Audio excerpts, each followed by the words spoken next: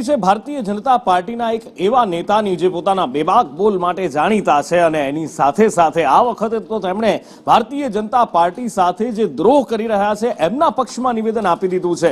જી હા, પૂર્વ ધારાસભ્ય કેસરીસિંહની વાત થઈ રહી છે, જેમણે ભારતીય જનતા પાર્ટી સામે જેમણે પણ બગાવત કરી છે અથવા તો ટિકિટ નથી મળી આ સ્થાનિક સ્વરાજની ચૂંટણીમાં અને અપક્ષ ઉમેદવારી નોંધાવી છે, પક્ષમાંથી જેમને સસ્પેન્ડ કરવામાં આવ્યા છે। કેસરીસિંહે સ્પષ્ટ શબ્દોમાં કહ્યું છે ડરવાની કોઈ જરૂર નથી, 2027માં બીજેપી વાળા સામેથી આવશે અને ખેસ પહેરાવશે।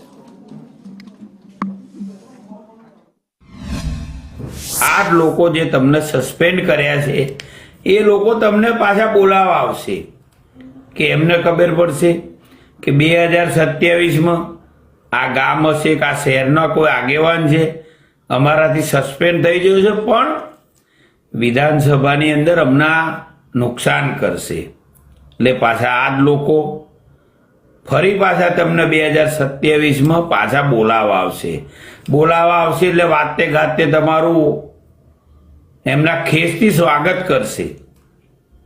એટલે પછી આવનારા દિવસોની અંદર આ ભૂલ ના થાય। વિધાનસભાની અંદર અલગ હોય, લોકસભાની અંદર અલગ હોય, તાલુકા જિલ્લામાં અલગ હોય, સરપંચનું ઇલેક્શન હોય, કંઈક નિયમો અલગ હોય। એના કરતાં તમે આ બધા જ નિયમો એક કરી દો, ગામે ગામ લોકોનો અંદરો અંદર ઝઘડાવાનું બંધ કરી દો।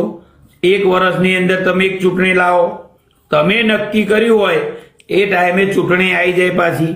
આ 2-2.5 વર્ષ પંચાયતોના થયા, ગ્રામ પંચાયતોની અંદર તમારા વહીવટદારો મૂક્યા છે, જિલ્લા પંચાયતને પણ 2 વર્ષ થવા